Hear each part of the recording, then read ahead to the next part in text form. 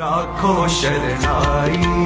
ਸਾਹਿਬ ਸ਼੍ਰੀ ਗੁਰੂ ਰਾਮਦਾਸ ਜੀ ਦੇ ਪ੍ਰਕਾਸ਼ ਗੁਰਪੁਰਬ ਨੂੰ ਸਮਰਪਿਤ ਸ਼੍ਰੀ ਗੁਰੂ ਰਾਮਦਾਸ ਜੀ ਲੰਗਰ ਸੇਵਾ ਸਥਾਨ ਪੁਰ ਹੀਰਾ ਹੁਸ਼ਿਆਰਪੁਰ ਵੱਲੋਂ ਮਹਾਨ ਸਾਲਾਨਾ ਸਮਾਗਮ ਬੜੀ ਸ਼ਰਧਾ ਸਹਿਤ ਕਰਵਾਇਆ ਜਾ ਰਿਹਾ ਹੈ, ਜਿਸ ਵਿੱਚ ਪੰਥ ਪ੍ਰਸਿੱਧ ਕੀਰਤਨੀ ਜਥੇ ਅਤੇ ਕਥਾਵਾਚਕ ਗੁਰਬਾਣੀ ਕੀਰਤਨ ਅਤੇ ਗੁਰਮਤ ਵਿਚਾਰਾਂ ਦੁਆਰਾ ਸੰਗਤਾਂ ਨੂੰ ਗੁਰੂ ਚਰਨਾਂ ਨਾਲ ਜੋੜਨਗੇ। ਵੇਖਣ ਵਾਲੇ ਭੱਟ ਜੀ ਕਰਨ ਲੋਕੋ, ਜੇ ਕਿਸੇ ਨੇ ਪਾਰ ਬ੍ਰਹਮ ਪ੍ਰਤੱਖ ਵੇਖਣਾ, ਕਿਹੜਾ ਪਾਰ ਬ੍ਰਹਮ ਜੀ?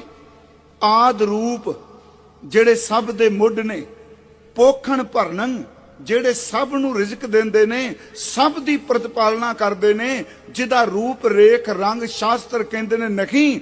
ਜੇ ਉਸ ਨੂੰ ਸਾਕਾਰ ਰੂਪ ਵਿੱਚ ਪ੍ਰਤੱਖ ਦੇਖਣਾ ਹੈ ਤੇ ਗੁਰੂ ਰਾਮਦਾਸ ਨੂੰ ਦੇਖੋ। ਪਾਰ ਬ੍ਰਹਮ ਦੀ ਪ੍ਰਤੱਖ ਦੇਹ ਦਾ ਨਾਮ ਗੁਰੂ ਰਾਮਦਾਸ। ਆਪ ਜੀ ਇਸ ਸਮਾਗਮ ਦਾ ਆਨੰਦ ਮਾਣ ਸਕਦੇ ਹੋ।